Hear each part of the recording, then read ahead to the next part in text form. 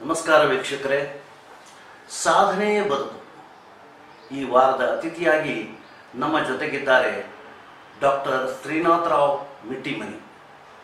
ಗುಲ್ಬರ್ಗಾ ವಿಶ್ವವಿದ್ಯಾಲಯದ ಬಾಟ್ನಿ ವಿಭಾಗ ಅಂದರೆ ಸಸ್ಯಶಾಸ್ತ್ರ ವಿಭಾಗದಲ್ಲಿ ಹೆಡ್ ಆಫ್ ದ ಡಿಪಾರ್ಟ್ಮೆಂಟ್ ಆಗಿ ಸೇವೆ ಸಲ್ಲಿಸಿದ್ದಾರೆ. ಬನ್ನಿ ಅವರ ಜೊತೆ ಮನದಾಳದ ಮಾತುಗಳನ್ನು ಆಲಿಸೋಣ. ನಮಸ್ಕಾರ ಸರ್. ನಮಸ್ಕಾರ. ತಾವು ಕಲಬುರಗಿ ವಿಶ್ವವಿದ್ಯಾಲಯದಲ್ಲಿ ಸಸ್ಯಶಾಸ್ತ್ರ ವಿಭಾಗದಲ್ಲಿ ಕೆಲಸ ಪಡಿತೀರಾ ಸರ್. ತಮ್ಮ ಪ್ರಾಥಮಿಕ ಹಾಗೂ ಬಾಲ್ಯ ಜೀವನ ಅದರ ಬಗ್ಗೆ? ನಾನು ಹುಟ್ಟಿದ್ದು ರಾಯಚೂರು, ಬಟ್ ಬೆಳೆದಿದ್ದೆಲ್ಲ ಗುಲ್ಬರ್ಗ ಹಾಗೂ ಹೈದರಾಬಾದಲ್ಲಿ. ನಮ್ಮ ಫಾದರು ನಾನು 2 ವರ್ಷ ಇದ್ದಾಗೆ ಹಾಗೂ ನನ್ನ ಕೊನೆಯ ತಮ್ಮಗೆ ಪ್ರೆಗ್ನೆಂಟ್ ಇದ್ದಾಗೆ ಅವ್ರು ತೀರ್ಕೊಂಡ್ರು. ಹೀಗಾಗಿ ಭಾಳ ಕಷ್ಟಪಟ್ಟಿದ್ದಾಳೆ ನಮ್ಮಮ್ಮ. ಒಂದು ಸಾಯಂಕಾಲ ಊಟಕ್ಕೂ ಇರ್ತಾ ಇರಲಿಲ್ಲ ಮನೆಯಲ್ಲಿ. ನಮ್ಮಮ್ಮ ಮತ್ತು ನಮ್ಮ ದೊಡ್ಡ ಮಾಮನ ಮನೆಯಲ್ಲೇ ಅವ್ರ ಮನೆಯಲ್ಲೇ ಇರ್ತಿದ್ರು. ಹಾಗೆ ನನಗೆ ಸಣ್ಣ ಮಾಮ ಕರ್ಕೊಂಡು ಹೈದರಾಬಾದ್ಗೆ ಹೋಗಿದ್ರು. ಇಬ್ಬರು ತಮ್ಮಂದಿರು ಇಲ್ಲೇ ಇದ್ರ? ಇಬ್ಬರು ತಮ್ಮಂದರು ಇಲ್ಲೇ ಓದಿದ್ದಾರೆ. ನಾನು ಮಾತ್ರ ನಮ್ಮ ಸಣ್ಣ ಮಾಮ. ಉಪಜೀವನಕ್ಕಾಗಿ ನಿಮ್ಮ ತಾಯಿಯವರು ಏನು ಮಾಡಿದ್ರು? ಅಂದರೆ ಅವರು 10ನೇ ಕ್ಲಾಸ್ ಪಾಸ್ ಆದರು. ಆಮೇಲೆ ಆಗಿ ಟೀಚರ್ ಆದರು. ಟೀಚರ್ ಆಗಿ ಚಕ್ಕರಘಟ್ಟದಲ್ಲಿ ಫಸ್ಟ್ ಅಪಾಯಿಂಟ್ಮೆಂಟ್. ಅದಾದಮೇಲೆ ಇದೇ ಗುಲ್ಬರ್ಗ ಡಿಸ್ಟ್ರಿಕ್ನಲ್ಲಿ ಅವರು ಟ್ರಾನ್ಸ್ಫರ್ ಆಗ್ತಾ ಇತ್ತು. ಭಾಳ ಕಷ್ಟಪಟ್ಟು. ಅಂದರೆ ತಮ್ಮ ಪ್ರಾಥಮಿಕ ಶಿಕ್ಷಣ 1 ವರ್ಷ ಅಷ್ಟೇ ಗುಲ್ಬರ್ಗ ಚಕ್ಕರಘಟ್ಟದಲ್ಲಿ. ಬಸ್ಸಿಗೆ ಹೋಗಿ ಬರೋದು ತ್ರಾಸು. ಆಮೇಲೆ ಅವರು ಅಸ್ತಮಾ ಪೇಷಂಟ್ ಬೇರೆ, ಹೀಗಾಗಿ ಭಾಳ ತ್ರಾಸ ಪಡ್ತಿದ್ರು ಅವರು. ಅಸ್ತಮಾ ಬಂದರೆ 1 ತಾಸು ಕಡಿಮೆ ಆಗ್ತಾ ಇರಲಿಲ್ಲ. ಇಂಥ ವೇಳೆಯಲ್ಲಿ ನಮ್ಮ ನಾಯಕ್ ಡಾಕ್ಟರು ಮಲ್ಲಾರರಾವ್ ಮಲ್ಲಿ ಅವರೆಲ್ಲ ನಮಗೆ ಏನು ಹಣ ತಗೊಲಾರ್ದೆ ಅವರೆಲ್ಲ ಟ್ರೀಟ್ಮೆಂಟ್ ಕೊಟ್ಟು ಇದು ನಮ್ಗೆ ಭಾಳ ಉಪಕಾರ ಮಾಡಿದ್ದಾರೆ. ಆದರೆ ನಾನು ಒಂದು ಕೇಳಿದ್ದೇನೆ, ನಿಮ್ಮ ತಾಯಿಯವರಿಗೆ ಉತ್ತಮ ಶಿಕ್ಷಕಿ ಪ್ರಶಸ್ತಿ ಬಂದಿತ್ತು, ಹೌದಾ? ಬಂದಿತ್ತು. ಸರ್, ತಾವು ಬಾಲ್ಯದ ಪ್ರಾಥಮಿಕ ಶಿಕ್ಷಣ ಬಂದಿತ್ತು, ಮುಂದೆ ಕಾಲೇಜ್ ಲೆವೆಲ್ಗೆ ತಾವು ಹೇಗೆ ಮಾಡಿದ್ದೀರಿ? ಸ್ಕೂಲು ನೃಪ್ತುಂಗ ಸ್ಕೂಲ್ ಅಂತ ಹೈದರಾಬಾದಲ್ಲಿ ಇತ್ತು. ಅಲ್ಲಿ ಪ್ರೈಮರಿಲಿಂದ ಹೈಸ್ಕೂಲ್ ತನಕ ಅಂದರೆ 12th ಕ್ಲಾಸ್ ತನಕ ಹೋಗಿತ್ತು. ಅದಾದಮೇಲೆ ವಿವೇಕವರ್ಧನಿ ಅಂತಂದು ಹೈದರಾಬಾದ್ನಲ್ಲಿ ಕಾಲೇಜು, ಅಲ್ಲಿ BSc ಮಾಡಿದೆ. BSc ಆದಮೇಲೆ ಪೋಸ್ಟ್ ಗ್ರ್ಯಾಜುಯೇಷನ್ ಸಲುವಾಗಿ ಉನ್ನತ ಶಿಕ್ಷಣಕ್ಕಾಗಿ ಎಂಟ್ರೆನ್ಸ್ ಪಾಸ್ ಆಗಿದೆ. ಆವಾಗ ಎಂಟ್ರೆನ್ಸ್ ಫಸ್ಟ್ ಟೈಮ್ ಇಟ್ಟಿದ್ರು. ಎಂಟ್ರೆನ್ಸು 3000 ಮಂದಿ ಇದ್ರಲ್ಲ, ಅದರಲ್ಲಿ 30 ಮಂದಿಗೆ ಸೆಲೆಕ್ಟ್ ಆಗೋದಿತ್ತು. ಸೊ ನಾನು ಅದರಲ್ಲಿ ಸೆಲೆಕ್ಟ್ ಆಗಿ ವರಂಗಲ್ಗೆ ಹೋದೆ. ವರಂಗಲ್ನಲ್ಲಿ ನಮ್ಮ ಮಾಮ ಲೈಬ್ರರಿಯನ್ ಆಗಿ ಕೆಲಸ ಮಾಡ್ತಾಯಿದ್ರು. ಅವಾಗ ವಾಸುದೇವರವರು ಅವರು ಅಲ್ಲಿ ಟ್ರಾನ್ಸ್ಫರ್ ಆಗಲಿಕ್ಕೆ, ನನಗೆ ಸೀಟ್ ಬರಲಿಕ್ಕೆ ಎಲ್ಲ ಕಲಿತು ಬಂದಿದ್ದಕ್ಕೆ ನಾನು ಅಲ್ಲೇ ವರಂಗಲ್ನಲ್ಲೇ ಇದ್ದು MSc ಕಂಪ್ಲೀಟ್ ಮಾಡಿಕೊಂಡೆ. ಅದಾದಮೇಲೆ ಗುಲ್ಬರ್ಗಾದಿಂದ ಪ್ರಾಥಮಿಕ ಶಿಕ್ಷಣ ಅಲ್ಲಿಂದ ಹೈದರಾಬಾದ್ನಲ್ಲಿ ಪಡೆದು ಉನ್ನತ ಶಿಕ್ಷಣ ಪಡೆಯಲಿಕ್ಕೆ ವ್ಯಾಸಂಗಕ್ಕಾಗಿ ತಮ್ಮ ಆರ್ಥಿಕ ಸ್ಥಿತಿ ಬಹಳ ಗಂಭೀರವಾಗಿದೆ. BSc ಎಲ್ಲ ನಮ್ಮ ಮಾಮನೇ ಫೀಸ್ ತುಂಬ್ತಾ ಇದ್ರು. ಅವ್ರಿಗೂ ಪಗಾರ ಭಾಳ ಕಡಿಮೆ, 60 ರೂಪಾಯೋ 50 ರೂಪಾಯಿ ಇರ್ತಿತ್ತು ಆ ವೇಳಕ್ಕೆ. ಹಿಂಗೆ ತ್ರಾಸು ಪಟ್ಟು ಒಟ್ಟು ನನಗೇನು ಕಷ್ಟಪಡಲಾರ್ದಂಗೆ ಮಾಡಿದರು ನಮ್ಮ ಮಾಮ ಅವರು. ತಮ್ಮ ಮಾಮ ಅವರು ಅಂದರೆ ವಾಸುದೇವರಾವ್ ಬನ್ನೂರು. ಹಾಗೆ ನಮ್ಮ ಮೌಶಿ ಇದ್ರು ಕಾಲಿಂದಿ ಅಂತಂದು, ಅವ್ರನ್ನೂ ಸ್ವಲ್ಪ ನಮ್ಗೆ ಭಾಳ ಸಹಾಯ ಮಾಡ್ತೀವಿ. ಬಟ್ಟೆ ಎಲ್ಲ ಹೊಲಿಸೋದು ಅವರೇ. ಹೀಗಾಗಿ ನನಗೆ ಅಷ್ಟು ಕಷ್ಟಪಡಲಿಕ್ಕೆ ಅವರು ಆದರೆ ಅವ್ರದ್ದು ಫೈನಾನ್ಷಿಯಲ್ ಕಂಡೀಷನ್ ಏನು ಭಾಳ ಚೆನ್ನಾಗಿರಲಿಲ್ಲ ಅವ್ರದ್ದು. ಅಂದ್ರೂ ಅಷ್ಟರಾಗಿ ನನಗೇನು ಇದು ಮಾಡಲಾರ್ದೆ ಬೆಳೆಸಿದ್ದಾರೆ. ವಿದ್ಯಾಭ್ಯಾಸ ಮಾಡುವ ಹುಡುಗರಿಗೆ ಯಾವಾಗಲೂ ಪ್ರೋತ್ಸಾಹ ಕೊಡಲೇಬೇಕು. ಸರ್, ತಾವು ಉನ್ನತ ಶಿಕ್ಷಣಕ್ಕಾಗಿ ಅಂದರೆ ನೀವು PhDಯಲ್ಲಿ ಯಾವ ವಿಷಯದ ಬಗ್ಗೆ ಮಾಡಬೇಕಂತ ಇಚ್ಛೆ ಇತ್ತು? ಅದು ನನಗೆ ಉನ್ನತ ಶಿಕ್ಷಣಕ್ಕೆ ಹೋಗ್ಬೇಕಂತ ಇರಲಿಲ್ಲ ಮನಸ್ಸಿನಲ್ಲಿ. ಯಾಕಂದರೆ ಫೈನಾನ್ಷಿಯಲ್ ಕಂಡೀಷನ್ ಸರಿಯಾಗಿರಲಿಲ್ಲ. ಹೀಗಾಗಿ ನಾನು BSc ಆಗೋಣ ಜಾಬ್ ಮಾಡ್ತೀನಿ ಅಂದಿದ್ದೆ. ನಮ್ಮ ಅಂಕಲ್ ಮಾಡಿಕೊಡಿಸ್ಲಿಲ್ಲ. ಏನಾಯಿತು ಅಂತ, ನೀವು ಎಷ್ಟು ಓದ್ತಿ ಅಷ್ಟು ಓದು ಅಂತಂದರು. ಹೀಗಾಗಿ ಅವಾಗೇ ಒಂದು ಏನಾಯ್ತು ಅಂದರೆ ಎಂಟ್ರೆನ್ಸ್ ಟೆಸ್ಟ್ ಇತ್ತು MScಗೆ ಫಸ್ಟ್ ಟೈಮು. ಅದು ಸುಮಾರು 3000 ಮಂದಿ ಅಟೆಂಡ್ ಆಗಿದ್ರು. ಅದಕ್ಕೆ 60 ಸೀಟು. ಅದರಲ್ಲಿ ನಾನು ಸೆಲೆಕ್ಟ್ ಆಗಿ ಮಾಮ ವರಂಗಲ್ನಲ್ಲಿ ಇರ್ತಾಯಿದ್ರು. ಹೀಗಾಗಿ ನಾನು ವರಂಗಲ್ಗೆ ಆಪ್ಟ್ ಮಾಡಿಕೊಂಡು ಅಲ್ಲಿ MSc ಕಂಪ್ಲೀಟ್. ನೀವು ವಿಶ್ವವಿದ್ಯಾಲಯ ಸೇರಬೇಕಾದ್ರೆ ಆರ್ಥಿಕ ಸಮಸ್ಯೆ ಇದ್ದಾಗ ತಾವು ಇದು ಆರ್ಥಿಕ ಸಮಸ್ಯೆ ತಮ್ಮ ಮಾವನವರು ಮಾವನವರೇ ಫೀಸ್ ತುಂಬಿದ್ದೆಲ್ಲ, ಅವರೇ ಫೀಸ್ ತುಂಬಿದ್ದು, ಅವರೇ ಬಟ್ಟೆ ಹೊಲಿಸೋದು. ಜೊತೆಯಲ್ಲಿ ನಾನು ಕೇಳಿದ್ದೇನೆ, ತಾವು ಆ ಸಮಯದಲ್ಲಿ ಒಂದು ಯಾವುದಾದ್ರೂ ಜಾಬ್ ಮಾಡ್ಬೇಕಂತ. ಅದೇ ಮಾಡ್ಬೇಕಂತ ಮಾಡಿದ್ದೆ, ನಾ ಮಾವ ಮಾಡಿಬಿಡ್ಸ್ಲಿಲ್ಲ. ಓ, ನೀವು ಓದು, ಮುಂದೆ ಎಷ್ಟು ಓದ್ತೀಯ ಓದು ಅಂತಂದು ಹೇಳ್ತಿದ್ರು ಅವರು. ಜಾಬ್ ಅವ್ರು ಕೊಡಿಸ್ಬೋದಾಗಿತ್ತು ನನಗೆ. ಲೈಬ್ರರಿನಿದ್ರು ಎಲ್ಲಾದ್ರೂ ಬುಕ್ ಸ್ಟಾಲ್ನಲ್ಲಿ ಅಲ್ಲಿ ಇಲ್ಲಿ ಕೊಡಿಸು ಅಂತ ನಾನು ಕೇಳ್ಕೊಂಡಿದ್ದೆ. ಅವ್ರು ಕೊಡಿಸ್ಬೋದಾಗಿತ್ತು, ಬಟ್ ಅವ್ರಿಲ್ಲ, ನೀವು ಎಜುಕೇಷನ್ ಕಂಪ್ಲೀಟ್ ಮಾಡು, ಎಷ್ಟು ಓದ್ತೀಯ ಅಷ್ಟು ಓದು ಅಂತಂತ ಹೇಳಿ. ತಮ್ಮ ಪೂರ ಮನೆತನದಲ್ಲಿ ಎಲ್ಲರೂ ಶಿಕ್ಷಣ ಬಗ್ಗೆ ಹೆಚ್ಚಿನ. ನಿಮ್ಮ ಕಿರಿಯ ತಮ್ಮ? ನಮ್ಮ ಕಿರಿಯ ತಮ್ಮ ಇಲ್ಲೇ ಅಮ್ಮನ ಹತ್ರ ಇದ್ದು, ಅವರು ಭಾಳ ಕಷ್ಟಪಟ್ಟು ಇಂಜಿನಿಯರಿಂಗ್ ಬಂತು. ಆಫೀಸ್ ತುಂಬಲಿಕ್ಕೆ ಭಾಳ ಒದ್ದಾಡಬೇಕಾಯ್ತು ನಮ್ಮ ಅಮ್ಮನಿಗೆ. ಎರಡನೇ ತಮ್ಮ BA ಮುಗಿಸ್ಕೊಂಡ. ಸರ್, ತಾವು ಸಸ್ಯಶಾಸ್ತ್ರ ವಿಭಾಗದಲ್ಲಿ PhD ಮಾಡಿದ್ರಿ. ಹೌದು. ಸಸ್ಯಶಾಸ್ತ್ರದಲ್ಲಿ ಮಾಡಬೇಕೆಂಬ ಆಸೆ ತಮಗೆ? ಮುಂದೆ PhD ಮಾಡುವಾಗೆ ನಾನು ಇದು MSc ಬಂದಾಗೆ ಸಸ್ಯಶಾಸ್ತ್ರಕ್ಕೆ ಎಂಟ್ರೆನ್ಸ್ ಕೊಟ್ಟು ಸೆಲೆಕ್ಟ್ ಆಗಿ ಓದ್ತೆ. ಆಮೇಲೆ ಆ ಸ್ಕೂಲ್ನಲ್ಲಿ ಇನ್ನೊಂದೇನಂದ್ರೆ, ಉಡುಪಾಚಾರ್ಯ ಅಂತ ಒಬ್ರು ಹೆಡ್ ಮಾಸ್ಟರ್ ಇದ್ರು. ಅವ್ರು 12th ಕ್ಲಾಸ್ನಾಗೆ ಮನೆಗೆ ಬಂದು ಹೊಡೆದು ಎಬ್ಬಿಸಿ ಓದಿಸ್ಲಿಕ್ಕೆ ಅಷ್ಟೇ. ಬೆಳಿಗ್ಗೆ 5ರಿಂದ ಅವ್ರು ತಿರುಗಾಡಿ ಹುಡುಗರು ಮಾಡ್ಕೊಂಡಿದ್ರೆ ಅವ್ರಿಗೆ ಹೊಡೆದು ಅಲ್ಲೇ ಮನೆಯಲ್ಲೇ ಎಬ್ಬಿಸಿ ಓದಿಸ್ಲಿಕ್ಕೆ ಹಚ್ತಿದ್ರು. ಅಷ್ಟು ಒಂದು ಡಿವೋಟೆಡ್ ಟೀಚರ್ಸ್ ಅವಾಗಿದ್ರು. ಹಾಗೆ ಪದ್ಮಾ ಮೇಡಮ್ ಅವ್ರನ್ನೂ ಅಷ್ಟೇ, ಅಷ್ಟು ಚೆನ್ನಾಗಿ ಹೇಳ್ತಿದ್ದಂದ್ರೆ ಸಸ್ಯಶಾಸ್ತ್ರ, ಅದು ನನ್ನ ಮನಸ್ಸಿನಲ್ಲಿ ಕೂತ್ಬಿಡ್ತು. ಹೀಗಾಗಿ ನಾನು ಸಸ್ಯಶಾಸ್ತ್ರ ಆರಿಸ್ಕೊಂಡೆ. ನಮಸ್ಕಾರ, ನನ್ನ ಹೆಸರು ಡಾಕ್ಟರ್ ಕಾವ್ಯ ಅಂತ. ನಾನು US ಅಲ್ಲಿ ಆಸ್ ಅನಸ್ಥೆಟಿಸ್ಟ್ ಕೆಲಸ ಮಾಡ್ತಾ ಇದ್ದೀನಿ. ಚಿಕ್ಕ ವಯಸ್ಸಿದ್ದಾಗಿಂದ ನಾನು ನಮ್ಮ ಫಾದರ್ ಜೊತೆ ಯೂನಿವರ್ಸಿಟಿಗೆ ಹೋಗ್ತಾ ಇದ್ವಿ. ಅಲ್ಲಿ ಅವ್ರ ರಿಸರ್ಚ್ ಲ್ಯಾಬ್ ನಮಗೆ ಮೇನ್ ಅಟ್ರಾಕ್ಷನ್ ಆಗಿತ್ತು. Looking at his test tubes, beakers, agar media, ಅದೆಲ್ಲ ನಮಗೆ ತುಂಬಾ ಫ್ಯಾಸಿನೇಟಿಂಗ್ ಆಗಿತ್ತು. Because of these early experiences, I guess we both developed a keen interest in science. And ಮುಂದೆ ಹೋಗ್ಬಿಟ್ಟು ನಾವಿಬ್ರು ಸೈನ್ಸ್ ಅನ್ನ ಚೂಸ್ ಮಾಡಿದ್ವಿ. ನಾನು ಡಾಕ್ಟರ್ ಆಗೋಕ್ಕೆ main reason is also my father, because I wanted to be like him, work like him. ಅವ್ರ ತರಾನೇ research ಮಾಡಬೇಕು, ಪಬ್ಲಿಷ್ ಮಾಡಬೇಕು ಅಂತ ತುಂಬಾ ಇಂಟ್ರೆಸ್ಟ್ ಡೆವಲಪ್ ಆಯಿತು ಚಿಕ್ಕ ವಯಸ್ಸಿಂದ. I guess even at this age when I look at him, he's so dedicated to science. ಮೊನ್ನೆ ರೀಸೆಂಟ್ ಆಗಿ ಒಂದು ಬುಕ್ ಪಬ್ಲಿಷ್ ಮಾಡಿದ್ರು, ಅಂಡ್ ಈಗಲೂ ಅವರು ರಿಸರ್ಚ್ ಆರ್ಟಿಕಲ್ ಎಲ್ಲ ಓದ್ತಾ ಇರ್ತಾರೆ. I guess he continues to inspire us, and all the best, Dad. ಬಾಲ್ಯದಲ್ಲಿ ತಾವು ತಮ್ಮ ಟೀಚರ್ನಿಂದ ಎಲ್ಲ ಏನಪ್ಪ ಪ್ರೇರಣೆ ಪಡೆದು ಈ ಒಂದು ಸಸ್ಯಶಾಸ್ತ್ರದಲ್ಲೇ ತಾವು PhD ಮಾಡಿದ್ದು ನಿಜವಾಗಲೂ ಹೆಮ್ಮೆಯ ವಿಷಯ. ಸರ್, ತಾವು PhD ಮುಗಿಸಿ ಮುಂದೆ ಏನು ಮಾಡಿದ್ರು? PhD ಆದಮೇಲೆ ಪೋಸ್ಟ್ ಡಾಕ್ಟರಲ್ ಫೆಲೋ ಅಂತ ಒಂದು ಫೆಲೋಶಿಪ್ ಇರ್ತದೆ. PhD ಒಳ್ಳೆಕ್ಕೂ ಮತ್ತು PhD ಆದಮೇಲೆ ಒಂದು ವರ್ಷ ಡೆಲ್ಲಿಲಿಂದ CSIR ಸಂಸ್ಥೆಯಿಂದ ನನಗೆ ಫೆಲೋಶಿಪ್ ಬರ್ತಿತ್ತು. ಆಗಿನ ಕಾಲದಲ್ಲಿ 450 ರೂಪಾಯಿ. ಅದು ಹೀಗಾಗಿ ನಮ್ಮ ಮಾಮನ ಮೇಲಿಂದ ಒಂಥರ ವಜ್ಜ ಏನು ಅನಿಸ್ತಿತ್ತು ನನಗೆ ಮನಸ್ಸಿನಿಂದ. ಅಯ್ಯೋ ಪಾಪ ಅವ್ರು ಎಷ್ಟು ಖರ್ಚು ಮಾಡ್ತಾ ಇದ್ದಾರೆ ನನ್ನ ಮೇಲೆ ಅಂತಂದು. ಅದಕ್ಕೆ ಸ್ವಲ್ಪ ಮನಸ್ಸಿಗೆ ಶಾಂತಿ ಸಿಕ್ತು. ನನ್ನ ಫೆಲೋಶಿಪ್ ಬರೋದ್ಮೇಲೆ ಆ ಫೆಲೋಶಿಪ್ ದುಡ್ಡಿನಿಂದ ನಾನು ನಮ್ಮ ತಮ್ಮಂದರಿಗೆ ಅವರಿಗೆ ಸ್ವಲ್ಪ ದುಡ್ಡು ಕಳಿಸ್ತಾ ಇದ್ದೆ ಅವಾಗ ಅವ್ರಿಗೆ. ಯಾಕಂದರೆ ನಮ್ಮ ತಮ್ಮಂದರು ಅರವಿಂದ್ ಮತ್ತು ಗೋಪಿ ಅವರು ಇಂಜಿನಿಯರ್ ಓದ್ತಾ ಇದ್ರು. ಹೀಗಾಗಿ ಅವ್ರ ಖರ್ಚ ಅಮ್ಮಗೆ ಅವಾಗ ಆಗ್ತಾ ಇರಲಿಲ್ಲ. ತಾವು ಸಸ್ಯಶಾಸ್ತ್ರದಲ್ಲಿ PhD ಮಾಡುವಾಗ ಈ ಸಸ್ಯಶಾಸ್ತ್ರದ ಬಗ್ಗೆ ತಮ್ಮ ಅನುಭವಗಳು ಏನು ಅಂತ ಹೇಳ್ತೀರಾ? ಅನುಭವ ಅಂದರೆ ಒಂಥರ PhD ಮಾಡಿ ಜಾಯ್ನ್ ಆಗಿದ್ದೆ ಒಂದು ದೊಡ್ಡ ಕಥೆ ಅದು. ಜೋಕ್ ಆಗ್ಬೋದು ಯಾಕಂದರೆ ನಾನು MSc ಆದಮೇಲೆ ಮತ್ತೊಂದು ದಿವಸ ಡಿಪಾರ್ಟ್ಮೆಂಟ್ಗೆ ಹೋಗಿದ್ದೆ. ನಮ್ಮ ಗೈಡು, ಮುಂದೆ ಗೈಡ್ ಆಗ್ಬೋದು, ದಿಗಂಬರ್ ರಾವ್ ಅವರು, ಏನು ಮಾಡ್ತೀಯಾ MSc ಆದಮೇಲೆ ಅಂತ ಕೇಳಿದ್ರು. ಏನು ಮಾಡ್ಬೇಕು ಸರ್, ಜಾಬ್ ನೋಡ್ಕೋತೀನಿ ನಾನು. ಇಲ್ಲ PhD ಯಾಕೆ ಮಾಡಬಾರ್ದು ಅಂತ. PhD ಏನಿರುತ್ತೆ ಸರ್ ಅಂತ ಕೇಳಿದ್ರೆ, ಇಲ್ಲೆಲ್ಲ ಹೀಗೆ ಡಿಗ್ರಿ ಬರುತ್ತೆ, ಅದಾದಮೇಲೆ ನಿಮ್ಗೆ ಚೆನ್ನಾಗಿ ಜಾಬ್ ಸಿಗುತ್ತೆ ಅಂತಂದು ಅವರು ನನಗೆ ಪ್ರೋತ್ಸಾಹ ಮಾಡಿ ತಮ್ಮ ಕಡೆ PhDಗೆ ಜಾಯಿನ್ ಮಾಡಿಸ್ಕೊಂಡ್ರು.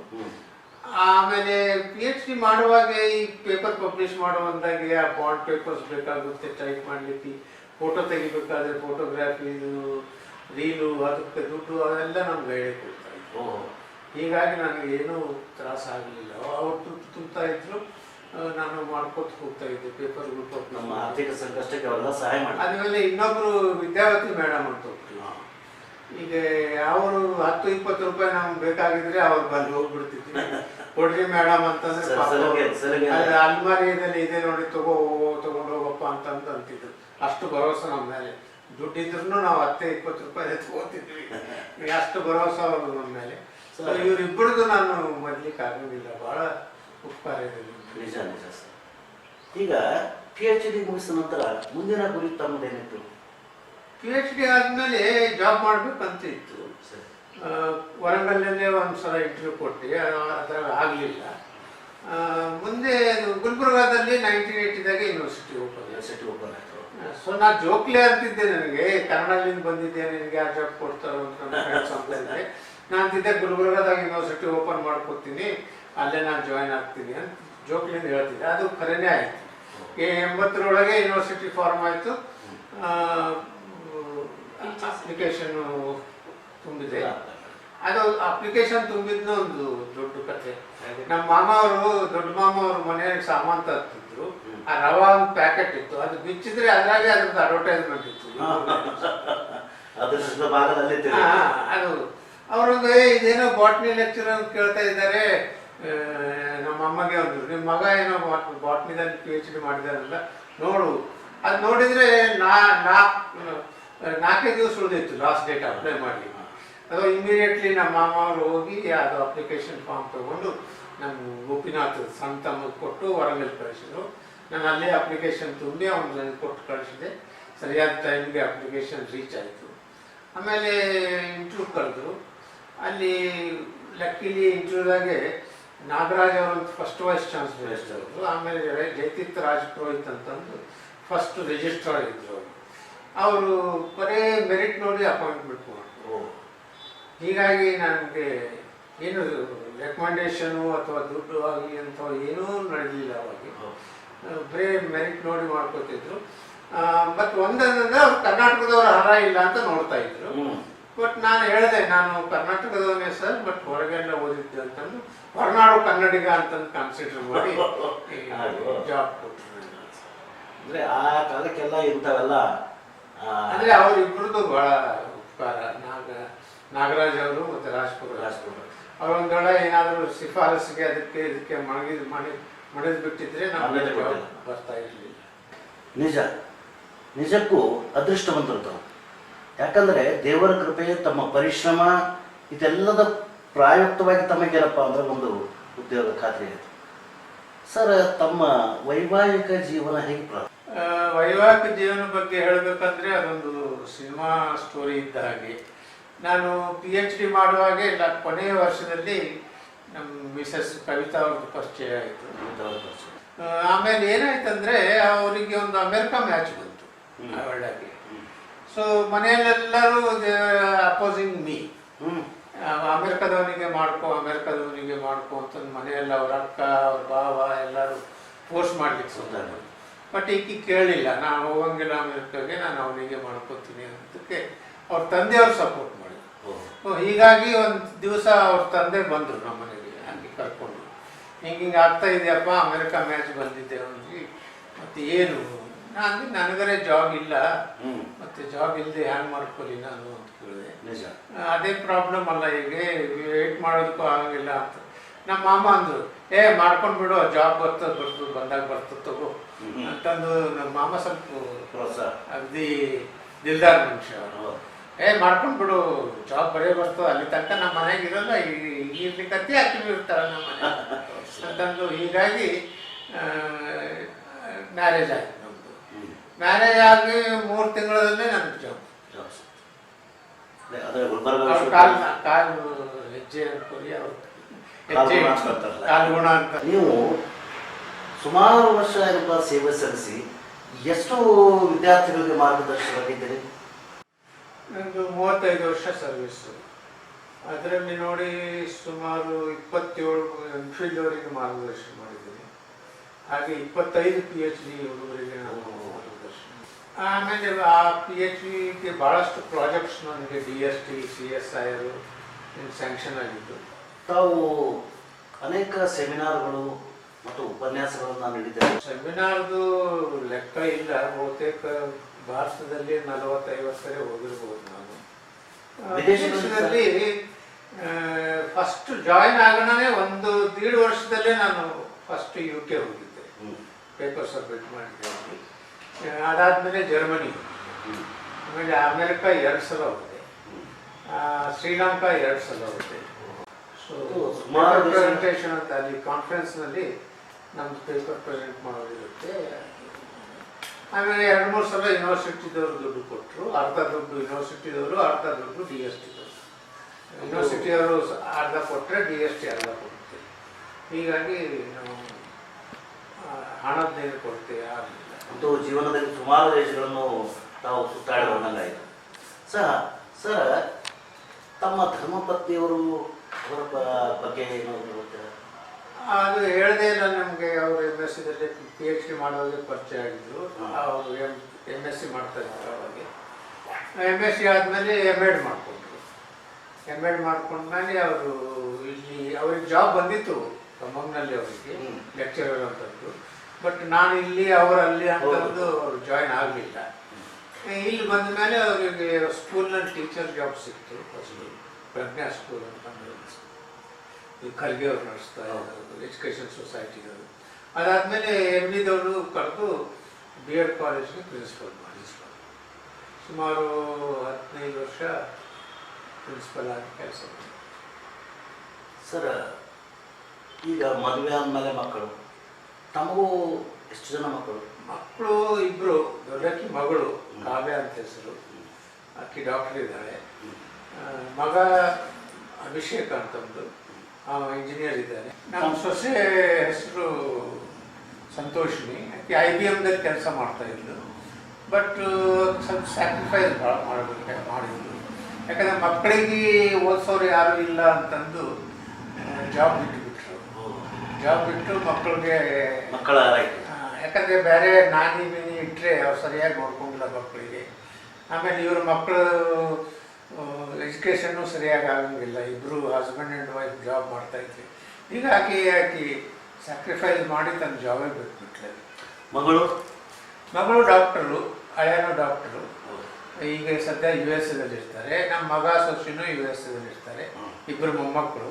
ಅಥರ್ವ ಅಂತ ಒಂದು ದೊಡ್ಡವ 7 ವರ್ಷದವ, ಅರ್ಜುನ ಅಂತಂದು 5 ವರ್ಷದವ ಮೊಮ್ಮಗ. ತಾವು ಅನೇಕ ವಿದ್ಯಾರ್ಥಿಗಳಿಗೆ ಮಾರ್ಗದರ್ಶಕರಾಗಿದ್ದೀರಿ. ಅನೇಕ ವಿದ್ಯಾರ್ಥಿಗಳ ಜೀವನ ಸಹ ಹಸನಾಗಿರಬಹುದು. ತಮಗೆ ತಮ್ಮ ಪ್ರತಿಭೆಯನ್ನು ಗುರುತಿಸಿ ಅನೇಕ ಸಂಘ ಸಂಸ್ಥೆಗಳು ಸಹ, ದೇಶ ವಿದೇಶಗಳಿಂದ ಸಹ ತಮಗೆ ಅನೇಕ ಪ್ರಶಸ್ತಿಗಳು ಬಂದಿವೆ. 3 ಪ್ರಶಸ್ತಿ ನನಗೆ ಬಂದಿದ್ದಾವೆ. ಅದರಲ್ಲಿ ಫಸ್ಟು ಇರೋದು ಶ್ರೀಲಂಕಾದಲ್ಲಿ ಅಮೆರಿಕನ್ ಯೂನಿವರ್ಸಿಟಿ ಮತ್ತು ಶ್ರೀಲಂಕಾ ಯೂನಿವರ್ಸಿಟಿ ಕಲಿತು first world conference on medicinal plant ಅಂತ ಮಾಡಿದ್ರು. So contribution in the medicinal plant ಅಂತಂದಕ್ಕೆ ನನಗೆ ಅವರು ಶ್ರೀಲಂಕಾ ಕರೆಸಿ ನನಗೆ ಅವಾರ್ಡ್ ಕೊಟ್ಟರು. ಆಮೇಲೆ ಇನ್ನೊಂದು ಪೆರಿಯಾರ್ ಯೂನಿವರ್ಸಿಟಿದು ಜೀನ್ ಟ್ರಾನ್ಸ್ಫರ್ ಟೆಕ್ನಿಕ್ಸ್ ಮೇಲೆ ಪರ್ಫೆಕ್ಟು ಇವರು ಇದು ಸಾಧಿಸಿದ್ದಾರೆ ಅಂತಂದು ಪೆರಿಯಾರ್ ಯೂನಿವರ್ಸಿಟಿಯವರು ಒಂದು ಪ್ರಶಸ್ತಿ ಕೊಟ್ಟರು, ಟ್ಯಾಲೆಂಟೆಡ್ ಸೈಂಟಿಸ್ಟ್ ಅಂತ. ಆಮೇಲೆ ಒಂದು ಬೆಳ್ಳಾರಿಯಲ್ಲಿ ವಿಪ್ರ ಸಂಘ ಅಂತಿದೆ, ಅವರು ಪ್ರತಿ ವರ್ಷ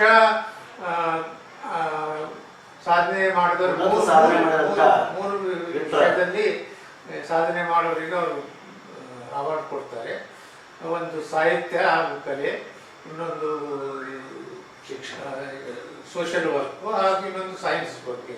ಸೊ ಅದರಲ್ಲಿ ನನಗೆ ಸೈನ್ಸ್ ಕಾಂಟ್ರಿಬ್ಯೂಷನ್ ಟು ಸೈನ್ಸ್ ಅಂತಂದು ಅದರಲ್ಲಿ ಅವರು ರಾಘವೇಂದ್ರ ಸ್ವಾಮಿ ಮಠಾಧೀಶರು ನನಗೆ ಅವಾರ್ಡ್ ಕೊಟ್ಟರು. ಜೊತೆಗೆ ಸಸ್ಯಶಾಸ್ತ್ರದ ಬಗ್ಗೆ ಅನೇಕ ಪುಸ್ತಕಗಳು ಸಹ ದೇಶ ವಿದೇಶಗಳು ಸಹ ತಮ್ಮ ಪ್ರಿಂಟಾಗಿ ಬರೀತಾರೆ. ಅನೇಕ ಅಂದರೆ 5 ಪುಸ್ತಕ ಬರೆದಿದ್ದೇನೆ. 3 ಇಂಡಿಯಾದಲ್ಲಿ ಪ್ರಿಂಟ್ ಆಗಿದೆ.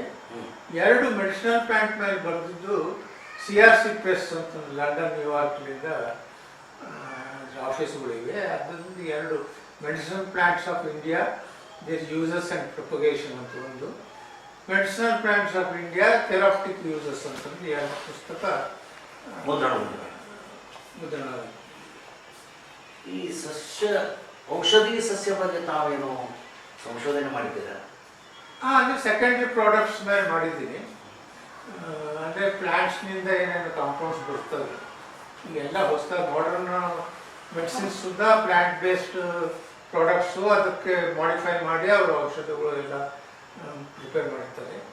ಈ ಮುಂದೆ ನಾಟಿ ವೈದ್ಯರು ಭಾಳ ಇರ್ತಾ ಇದ್ರು. ಹಿಂದೆ ಈಗ ನಾಟಿ ವೈದ್ಯರು ಬರ್ತಾ ಬರ್ತಾ ಕಡಿಮೆ ಆಗ್ತಾ ಇದ್ದಾರೆ, ಯಾಕಂದ್ರೆ ಅವ್ರಿಗೆ ಡಿಮ್ಯಾಂಡೇ ಇಲ್ಲದಂಗಾಗಿದೆ.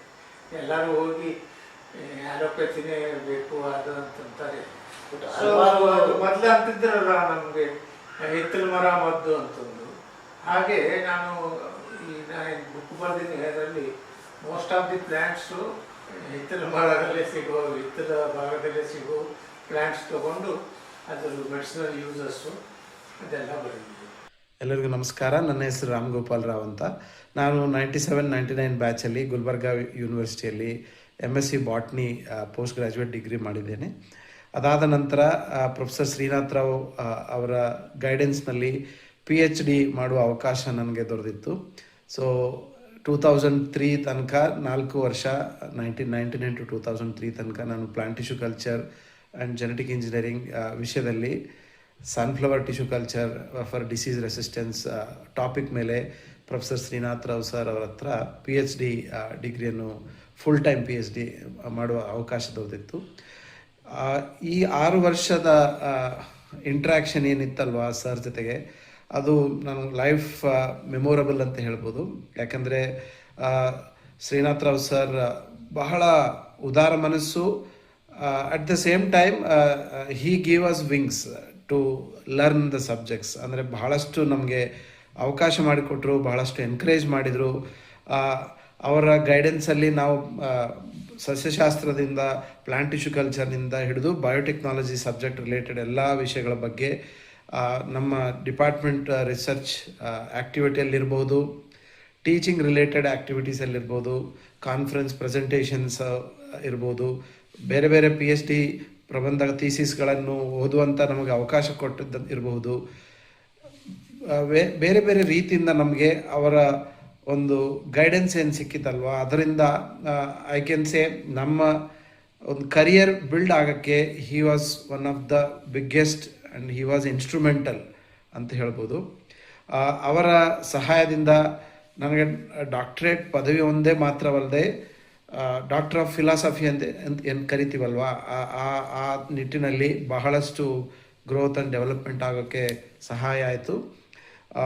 ಅದರಿಂದ ನಾನು ಮುಂದೆ ಬೇರೆ ಬೇರೆ ರೀತಿಯ ಅವಕಾಶಗಳನ್ನು ಪಡೆಯುವ ನನಗೆ ಒಂದು ಚಾನ್ಸ್ ದೊರೆಯಿತು. ನಾನು ಟೀಚಿಂಗ್ ಫೀಲ್ಡಲ್ಲಿ BTech MTech ಬಯೋಟೆಕ್ನಾಲಜಿ ಸ್ಟೂಡೆಂಟ್ಸ್ಗಳಿಗೆ ಒಂದು 13-14 ವರ್ಷ ಪಾಠ ಮಾಡಿ ಪ್ರೊಫೆಸರ್ ಆಗಿ ಕೆಲಸ ಮಾಡುವ ನನಗೆ ಅವಕಾಶ ದೊರೆಯಿತು. ಆ ಬಯೋಟೆಕ್ನಾಲಜಿ ಬೇಸಿಕ್ ಫೌಂಡೇಶನ್ ಏನು ಸರ್ ಹಾಕಿಕೊಟ್ಟಿದ್ರು, ಅದರಿಂದ ನಾನು ಬೇರೆ ಬೇರೆ ವಿಷಯಗಳ ಬಗ್ಗೆ ರಿಸರ್ಚ್ ಮಾಡುವ ನನಗೆ ಅವಕಾಶ ದೊರೆಯಿತು. ನಾನು ಬೇರೆ PhD ಸ್ಟೂಡೆಂಟ್ಸ್ಗಳಿಗೆ ಗೈಡ್ ಮಾಡುವ ಅವಕಾಶ ದೊರೆಯಿತು. 4 ಜನ ನನ್ನ ಅಂಡರಲ್ಲಿ PhD ಕಂಪ್ಲೀಟ್ ಮಾಡುವ ಅವಕಾಶ ದೊರೆಯಿತು. ಈ 25 ವರ್ಷದ ಏನು ಜರ್ನಿ ಏನಿದೆ ಅಲ್ಲ, ನನ್ನ ಪ್ರೊಫೆಷ್ನಲ್ ಜರ್ನಿ, ಅದರಲ್ಲಿ ಪ್ರೊಫೆಸರ್ ಶ್ರೀನಾಥ್ ರಾವ್ ಸರ್ ಅವರ ಪಾತ್ರ ಬಹಳ ಮುಖ್ಯವಾದದ್ದು ಆ್ಯಂಡ್ ಬಹಳ ಟೈಮ್ಲಿ ಆ್ಯಂಡ್ ಸಿಗ್ನಿಫಿಕೆಂಟ್ ಅಂತ ಹೇಳ್ಬೋದು. ನಾನು ಟೀಚಿಂಗ್ ರಿಸರ್ಚ್ ಅವೆಲ್ಲ ಮಾತ್ರವಲ್ಲದೆ ನಾನು ಒಂದು ಕಾನ್ಫಿಡೆನ್ಸಿಂದ ಒಂದು ಸ್ಟೂಡೆಂಟ್ಸ್ ಹತ್ರ ಇರ್ಬೋದು ಅಥವಾ ಒಂದು ಸ್ಟೇಜ್ ಮೇಲೆ ಇರ್ಬೋದು ಮಾತಾಡೋದಾಗಲಿ, ಅಥವಾ ನಾನು ಸ್ವಲ್ಪ ಸಂಗೀತ ಆಸಕ್ತಿ ಇರೋದ್ರಿಂದ ಹಾಡೋದರಲ್ಲಾಗಲಿ ಸರ್ ಮಾಡಿರೋ encouragement it is unimaginable and I will always be thankful to him. And ಈಗ 10 ವರ್ಷದಿಂದ ನಾನು ಒಂದು ಒಳ್ಳೆ ಕಂಪನಿಯಲ್ಲಿ ಸೀನಿಯರ್ ಮ್ಯಾನೇಜರ್ ಆಗಿ ಮೊದಲು 7 ವರ್ಷ, ಈಗ ಅದಾದಮೇಲೆ ಅಸೋಸಿಯೇಟ್ ಡೈರೆಕ್ಟರ್ ಆಗಿ ಕೆಲಸ ಮಾಡ್ತಾ ಇದ್ದೀನಿ. ಈ ಎಲ್ಲ ನನ್ನ ಸಕ್ಸಸ್ಸಿಗೆ I will always be indebted to professor Srinath Rao. Thank you. ಶಿಕ್ಷಣ ಕ್ಷೇತ್ರದಲ್ಲಿ, ಸೈನ್ಸ್ ಕ್ಷೇತ್ರದಲ್ಲಿ ತಾವು ಅನೇಕ ಪ್ರಶಸ್ತಿ ಬಂದರೂ ಸಹ ತಾವು ಕೆಲವೊಂದು ಕಲೆ ಕ್ಷೇತ್ರದಲ್ಲಿ ಆಸಕ್ತಿ ಹೊಂದಿದ್ದೀರಾ ಅಂತ?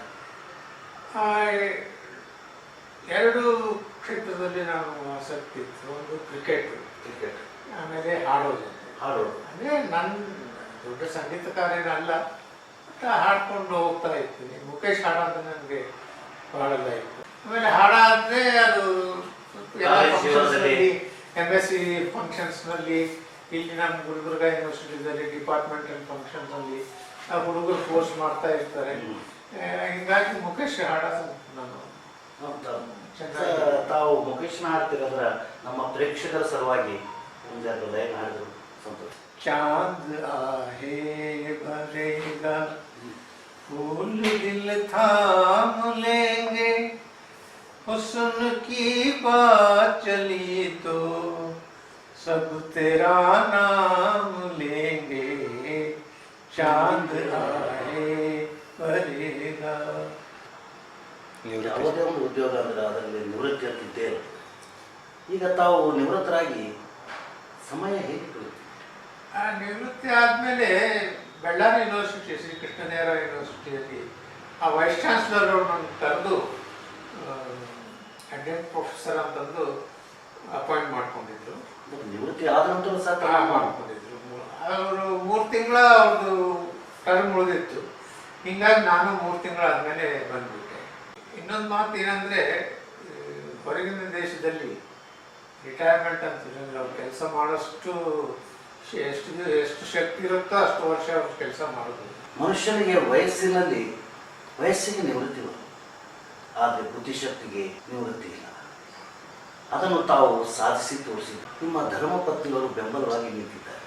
ಅದು ಹೇಳ್ತಾರಲ್ವಾ, behind every successful man is a woman ಅಂತ. ನನ್ನ ಮಕ್ಕಳ ಎಜುಕೇಷನ್ ಎಲ್ಲ ಅವರೇ ನೋಡ್ಕೊಂಡು, ನಾವು ಬ್ಯುಸಿ ಇದ್ದಾಗೆ ರಿಸರ್ಚ್ನಲ್ಲಿ ಹುಡುಗರಿಗೆ ಗೈಡ್ ಮಾಡೋದ್ರಲ್ಲಿ ಬ್ಯುಸಿ ಆದೆ. ಮಕ್ಕಳ ಎಜುಕೇಷನ್ ಮಾತ್ರ ಎಲ್ಲ ಅವರೇ ನೋಡಿಕೊಂಡು. ಕೆಲವೊಂದು ಅವರ ತಮ್ಮ ಬಗ್ಗೆ ಅನಿಸಿದ್ರು ಕೇಳೋಣ. ಆಯಿತು. ನಾನು ಕವಿತಾ ಶ್ರೀನಾಥ್ ಅಂತ. So I am very proud of him. ಅವರು ಎಷ್ಟೋ ಕಷ್ಟಪಟ್ಟು ಈ ಸ್ಟೇಜನ್ನು ಪಡೆದರು. ಎಷ್ಟೋ ಇಂಟರ್ನ್ಯಾಷನಲ್ ಆ್ಯಂಡ್ ನ್ಯಾಷನಲ್ ಸಿಂಪೋಸಿಯಮ್ಸ್ ಆಗಲಿ, ಅವ್ರ under 25 PhDs, 47 MPhils, 27 MPhils, 100 publications. So he is you are very hard worker. I know you are all rounder. I am very proud of you. ನೀವು ಪಡ್ಡಿದ ಕಷ್ಟಕ್ಕೆ ಇವತ್ತು ಫಲ ಸಿಕ್ಕಿದೆ. I am very very happy about you. I love you so much. Thank you. I am very grateful to you. ಬಹಳ ಖುಷಿಯಾದ sir, ತಮ್ಮ ಧರ್ಮಪತ್ನಿ ತಮ್ಮ ಬಗ್ಗೆ ಅನಿಸಿಕೆಗಳನ್ನು ಕೇಳಿ ನೋಡಿ. ತಮ್ಮ ಜೀವನದ ಅನುಭವದಲ್ಲಿ ತಾವು ಈಗಿನ ವಿದ್ಯಾರ್ಥಿಗಳಿಗೆ ಅಥವಾ ತಾವು ಏನು ಸಂದೇಶ ಕೊಡಬೇಕು ಬಯಸ್ತಾರೆ? ನಿಜಕ್ಕೂ ಒಳ್ಳೆಯ ಪ್ರಶ್ನೆ. ಈಗ ಹುಡುಗರು ಮೊದಲನೇ ಕಷ್ಟಪಡ್ತಾ ಇಲ್ಲ. PhD ನಾವು ಎಷ್ಟು ಕಷ್ಟಪಡ್ತೀವಿ ಅಷ್ಟು ಕಷ್ಟಪಡ್ತಾ ಇಲ್ಲ. ಆಮೇಲೆ PhDಗೆ ಅವಕಾಶವೂ ಇಲ್ಲ ಇವತ್ತು ನಾಳೆ. ಯಾಕಂದರೆ ಯೂನಿವರ್ಸಿಟಿಯಲ್ಲಿ ಕಳೆದ 15 ವರ್ಷದಿಂದ ಅಪಾಯಿಂಟ್ಮೆಂಟ್ಸೇ ಇಲ್ಲ.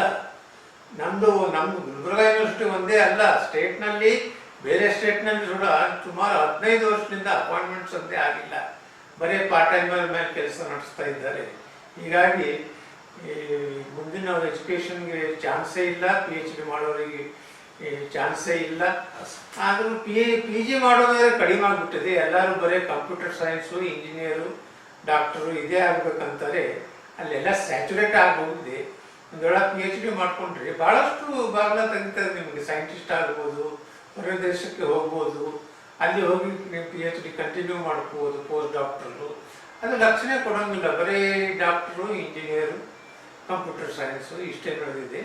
ನನ್ನ ಅಡ್ವೈಸ್ ಏನಂದರೆ ಅದು ಬಿಟ್ಟು ಸ್ವಲ್ಪ ಈ ಕಡೆನೂ ಲಕ್ಷ್ಯ ಕೊಡಿ. ಆಮೇಲೆ ಬರೀ ಒಂದು ಓದಂತಲ್ಲ, ಒಂದು ಹವ್ಯಾಸ ಬೆಳೆಸ್ಕೊಡಿ. ಮ್ಯೂಸಿಕರೇ, ಡ್ರಾಯಿಂಗ್ಸರೇ, ಏನಾದರೂ ಒಂದು ಬೇರೆ ಹವ್ಯಾಸ ಬೆಳೆಸ್ಕೊಂಡ್ರೆ ಅದಕ್ಕೆ ತಕ್ಕ ಹಾಗೆ ನಿಮ್ಮ ಮೈಂಡ್ ಸ್ವಲ್ಪ ಸರಿಯಾಗಿರುತ್ತೆ. ತುಂಬ ಸಂತೋಷ. ತಮ್ಮ ಅನುಭವ ಮನದಾಳದ ಮಾತುಗಳನ್ನು ನಮ್ಮ ಜೊತೆ ಹಂಚಿಕೊಂಡಿದ್ದೀರಾ. ತಮ್ಮ ಅಮೂಲ್ಯವಾದ ಸಮಯವನ್ನು ಈ ನಮ್ಮ ಸಾಧನೆಯ ಬದುಕಿಗೆ ತಾವು ಕಲ್ಪಿಸಿದ್ದೀರಾ. ತಮಗೆ ತುಂಬ ಧನ್ಯವಾದಗಳು. ನಮಸ್ಕಾರ ಸರ್.